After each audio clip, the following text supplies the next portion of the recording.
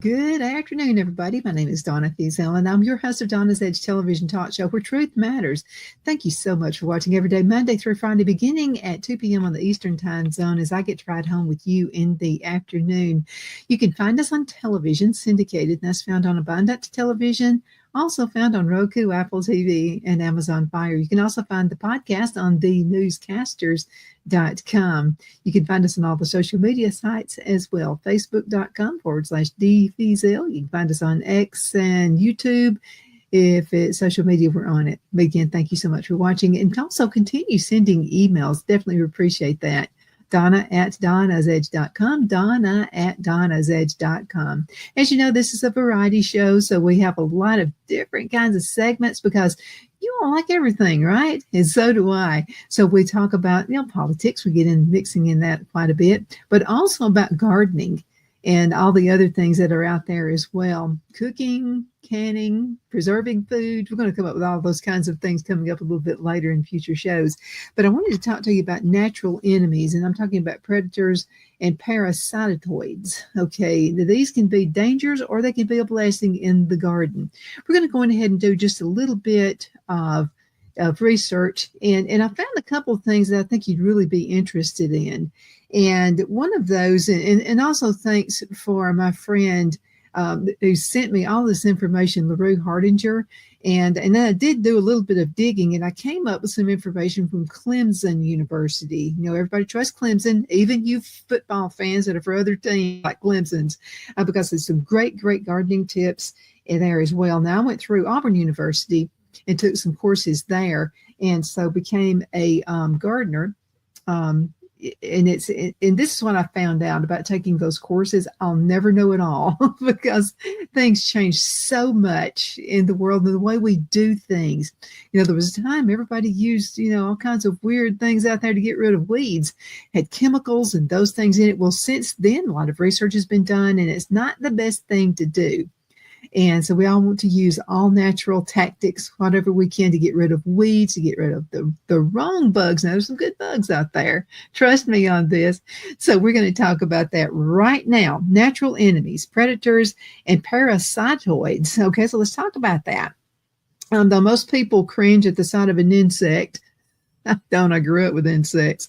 There are countless species of beneficial insects. And one such group of insects is referred to as natural enemies. Natural enemies.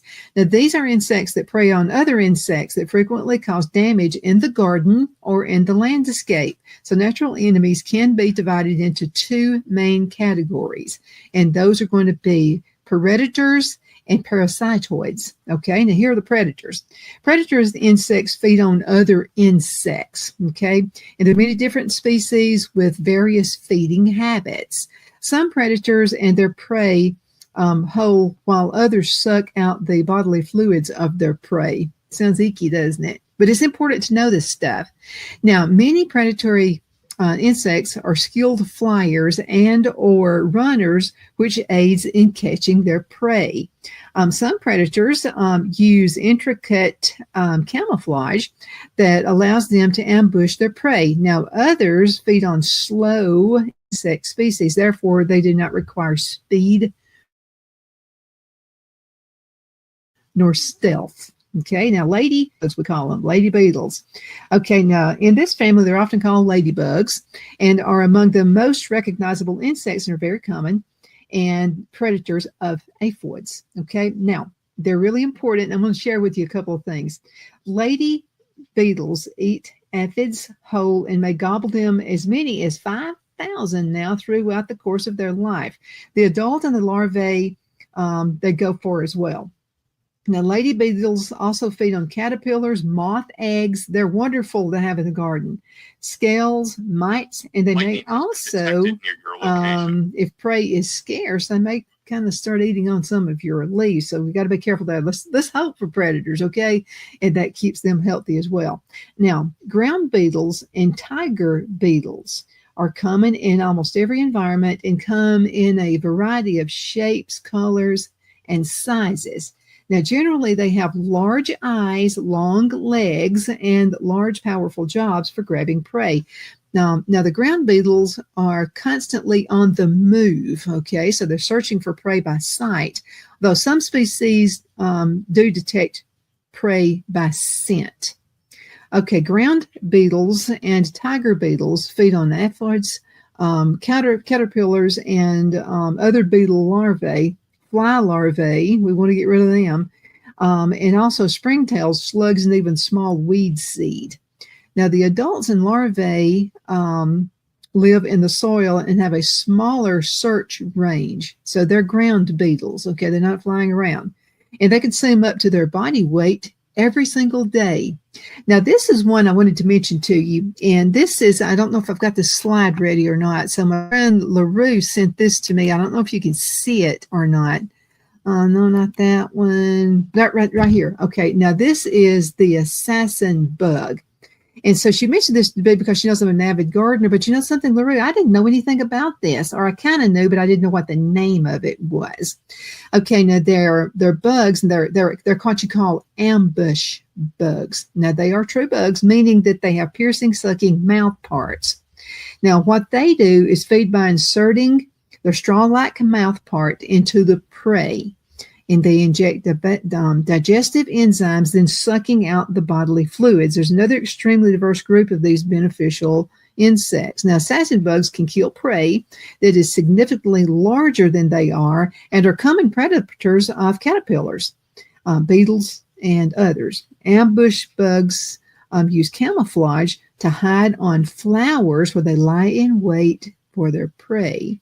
Now, when an unsuspecting victim gets too close, they have these front legs, almost like a kind of like a praying mantis, something kind of like that. So they have these large front legs specialized for grabbing their prey. Ambush bugs feed on flower foraging insects, including small beetles, flies, bees. I don't want to get the bees now, and the wasp. Now, the adults are in the family of predators, and I wanted to show you something else. This was something that was sent. Somebody had an email sent on this, what to do if you're bitten by an assassin bug. And then here's another one. I want to show you this slide right here. That's what they look like. I don't know if you can see my computer pointer right there, but see those legs? It's almost like a praying mantis. And they say that their legs are pretty strong too, so they can really grab hold of a bug and keep it, of what they consider an enemy. You can see their stomach. I don't know, again, if you can see my pointer and what it's doing. They've got a pretty big stomach right there. And so they can eat quite a bit at one sitting. And then they got the little antennas. Not sure what those things are for. Not really into that kind of bug either. But I'm going to tell you what, anything that can take a predator out of the garden, I'm in it. We're going to talk a little bit more about these assassin bugs coming up a little bit later. There was also another picture, and I didn't get it on here for you, but it's an ambush bug lying in wait, and it's on the goldenrod. And by the way, my bees love goldenrod. Now, an assassin bug sitting on a blooming soybean plant. So they're just sitting there, and they're kind of camouflaged, so you really can't see them. The way and they're pretty smart bugs. So what they do, instead of laying flat, they'll find a stem that's standing straight up, and they get on that stem, so they look like they're part of the stem. That's where they come into the camouflage, and that's how they can really get what they're looking for. I mean, they're kind of smart like bugs, okay, for a bug. Anyway, those I want you to stay. I'm going to do a little more research on those, okay? Because I don't know what would happen to a human if a human got stung by wood. I don't know if they're kind of a praying mantis, mosquito. I mean, this is like all the nasty stuff that you don't like about bugs. This assassin bug is all wrapped into one. Okay, so he's not a friendly kind of a sucker out there. Okay, now green lacewings got their name for their lacy looking wings. Now the adults feed on nectar. They're kind of a competitor now with your bees. And so if you see one, you might want to kind of flick it off. Also honeydew, and are commonly observed flying around lights after dark. Now they're not lightning bugs. You know, you see lightning bugs out there. They're kind of a creature there. But you can see them flying around. They like to hang around close to lights. Now eggs are laid at night on top of a thin hair-like stalk, about a half-inch long. And this keeps the eggs up and away from predators such as sibling lace wings. Now, the larvae are wingless, therefore they crawl around on the plant leaves in order to search for prey.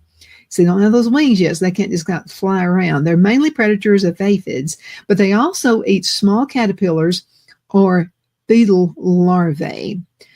Green lace wing larvae can eat between 100 and 150 aphids in their lifetime. Now, they don't have a huge lifespan.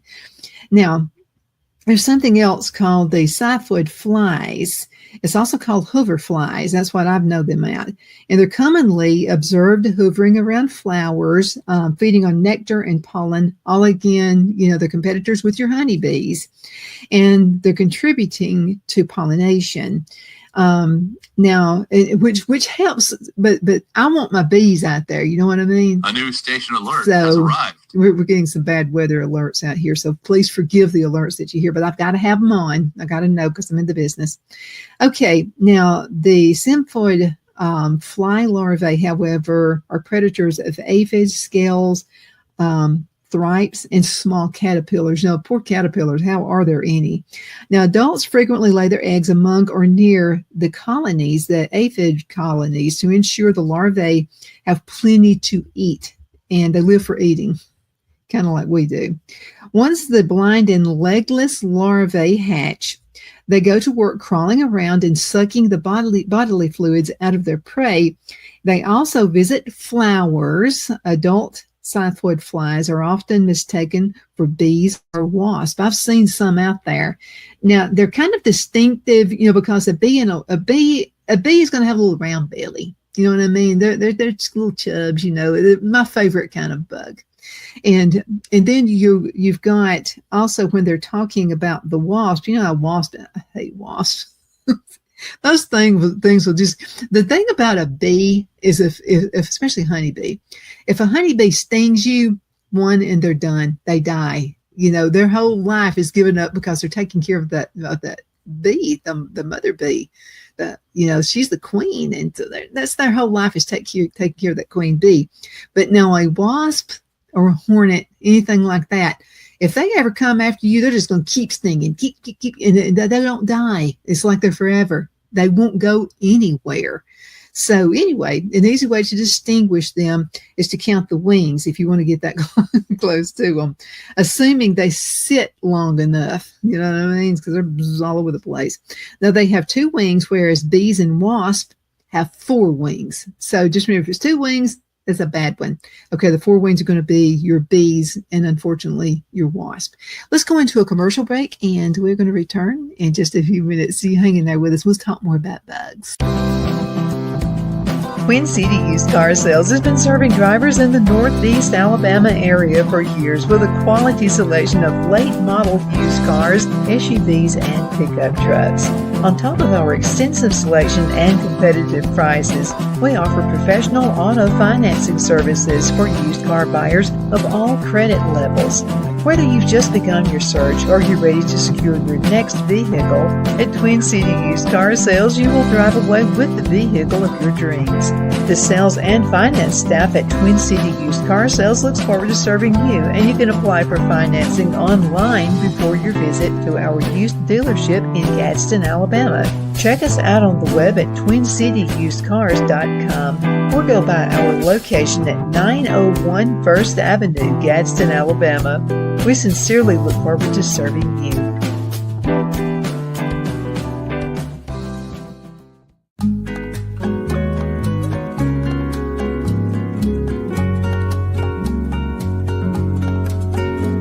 At Lamone's Mexican Restaurant, located in Henniger, Alabama, and voted Best Mexican Restaurant of DeKalb County, Alabama 2020, we're here to serve you with authentic Mexican cuisine. Order easily online by going to lamonsmex.com or call 256-657-3999 to place your order. We're open Sunday through Thursday, 11 a.m. to 9 p.m., and Friday and Saturday, 11 a.m. to 10 p.m. Whether you're celebrating a cozy date night for 2 or a celebration for a crowd, at Lamone's you'll love our atmosphere and friendly servers. Thank you for dining with Lamone's Mexican Restaurant.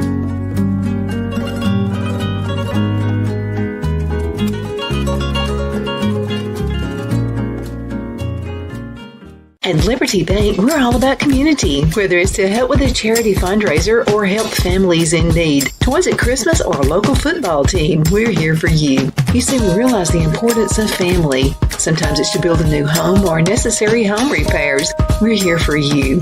If you like the feel of a small town bank with all the conveniences of a big city bank, we're here to serve you. You will find us at any of our convenient locations in DeKalb, Marshall, Etowah, and Blount counties in North Alabama. You can call and speak with any of our friendly staff at 256-659-2175 or check us out on the web at libertybankal.com. And thank you for your support of our community. Member FDIC Equal Housing Lender.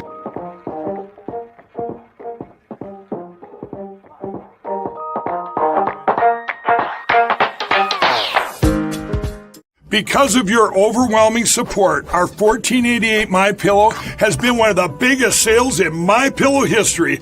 I couldn't think of a better way to say thank you than to extend our wholesale pricing through Christmas.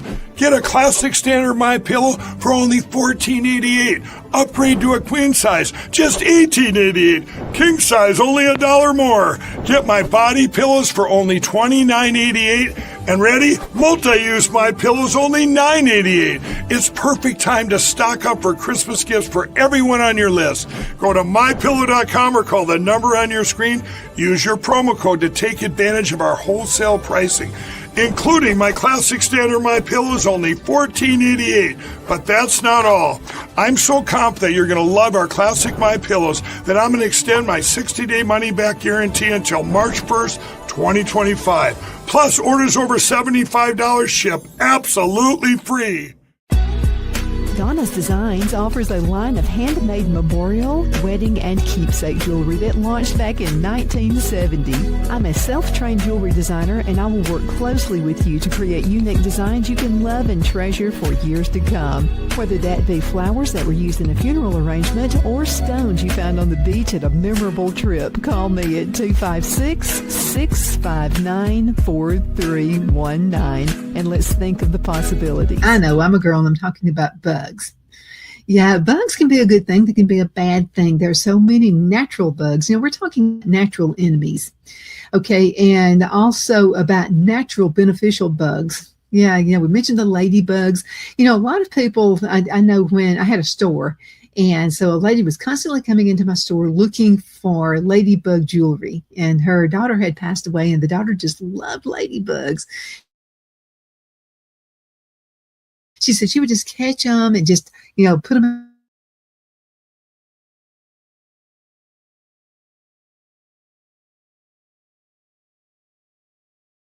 But let's go ahead and continue talking. Now let's talk about robber flies. They're a highly diverse family of flies. Okay, they typically hunt for prey from a perch overlooking sunny open areas. Now, once located, robber flies grab their prey in mid-air and they inject it with a saliva that rapidly immobilizes it. Now, the prey is then carried back to the perch to be eaten. Enzymes in the lethal injection help digest the prey's bodily fluids, making it easier to fly when they consume it. Now, males hunt for a mate in a similar fashion, minus the lethal injection. Okay, robber flies prey mostly on flying insects such as other flies. Oh yeah, they want it all. Also beetles, true bugs, butterflies, bees. I'm getting bees now, and wasps. Larvae develop in the soil, but they're also feeding on insect eggs, other larvae, and soft-bodied soil-dwelling insects. Now, let's talk for a few minutes about dragonflies. I've seen little kids' books with dragonflies. Let's talk a little bit about that. Okay, they're one of the oldest groups of winged insects in the world. There are over 5,000 species of dragonflies worldwide. Didn't know they had that big a community. Now, the largest family includes over 100 species in North America only. Dragonflies are strong, agile flyers and have keen eyesight. They catch their prey in the air, and they feed on almost any insect smaller than they are. They want to get the little guy, you know what I mean? Especially midges, mosquitoes, and they can have all the mosquitoes they want.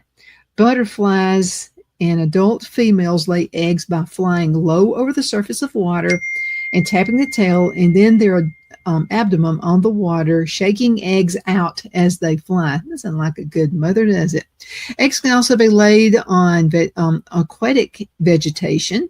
Larvae develop in the water, and they are also beneficial insects. I'm not buying that one. Are you? Okay, once mature, they climb out of the water and then they take on to the skies. Now, the praying mantids are easily recognized by their front legs that give them the praying mantis appearance. We talked about another bug like that. Now, cypress helps them blend into their surroundings as they ambush and they stalk their prey. Now, once within reach, they grab their prey on their front legs in a lightning fast motion, and they bite the victim's neck to immobilize it. Sounds like Dracula there. Okay, they will eat nearly anything they can catch, including flies, moths, crickets, grasshoppers, and even small vertebrates. Okay, now the females lay eggs in dense and foamy case containing up to 400 eggs at one time. Now, when the eggs hatch, they can cannibalize each other, which could be absolutely a good thing. So they can cannibalize each other. Something happened right here. I don't want to share it. Okay, so they can cannibalize each other, and when they hatch, the nymphs can cannibalize, and no other. That's only by the way, if no other food is available. I still don't think it's a good thing. Now, the family Vestipede includes many common wasps, such as paper wasp, yellow jackets, remember them, Oxford yellow jackets where I went to high school, potter wasp, and hornets. Members of this group can be solitary. Also, these species can build nests out of papery material made of chewed wood. They make their own paper products, or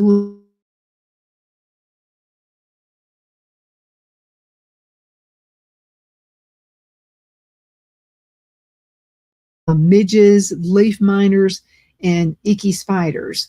Now, workers frequently carry dismembered prey back to the nest to feed developing larvae. The larvae, has some solitary species exhibit live and develop inside of their host, feeding that kind of a feeding behavior. Okay, now parasitoids. These are insects that develop at the expense of a host insect. Okay, so it looks like they like to live off of others. They eventually kill it. Now, these insects live and develop either within their host or outside of it. Sounds kind of queasy weird. Okay, in most species, the adults lay or insert an egg into the body of the host, whereas it grows after gaining nourishment from within the host body. Now, the host dies after this creepy thing emerges to pupate. The adults paralyze the host and deposit an egg on the outside of the host body. The host is then taken back to a nest where the larvae can develop inside or outside of the host body without being disturbed. They're a little bit sneaky in the way they do things there as well. Okay, now let's talk about the endophoids. Okay, these differ from paper wasp and hornets in the way that they use their stinger to lay eggs into a host rather than sting for defense. Okay, their whole reason for living is to repopulate. Now, when the egg hatches, the larvae feeds on the innards of its host before eventually boring its way out of the host to come alive. Okay, now the common host insects include caterpillars and the larvae of beetles, flies, and other wasps. They're solitary, meaning a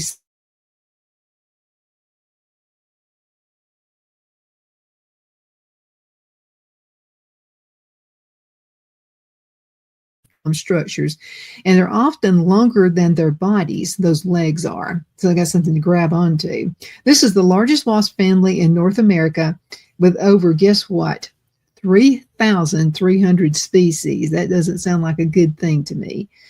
Okay, then we have the Parasitoid wasp. These are generally smaller, and they often go unnoticed.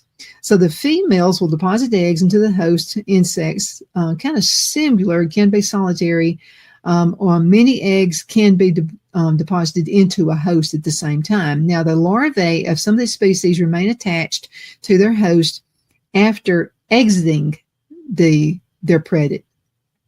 This is commonly observed on large caterpillars, which have a few dozen pupae attached to their backs. Now, other common hosts include aphids, beetles, flies, also ants, and let me get rid of that, and bugs. Now, the species can vary greatly in habit and may paralyze the eggs, larvae, or other adult stages in their host. Additionally, more species are the second largest wasp family in North America with 1,900 species, man. And they are tiny, tiny little things. So they're showing a leaf right here in a person's thumb. And this thing, it looks like a dot. I mean, you would have to really look for this to find it and know what you're talking about. Okay, now there are some flies that are largely family of the parasitic flies. Now, the females of most species will lay eggs on a host insect. When the egg hatches, the larvae bores its way into the host body to feed internally. In other species, the females lay eggs on the surface of a leaf where it may be ingested as the host forages. Now, these eggs hatch within the host body, and once fully developed, the larvae will exit in a process which usually kills the host. So it looks like it's one of those long, drawn-out deaths. Adults are frequently seen foraging flowers where they feed on nectar and contribute to pollination. I still don't like them. They're taking that food away from my honeybees. Okay, now let's talk about the last one. We're going to have to call it a day. Okay, now there are particular families of wasp, and there are many varieties of these. These are the ones I hate. They have long legs and they have thin waist.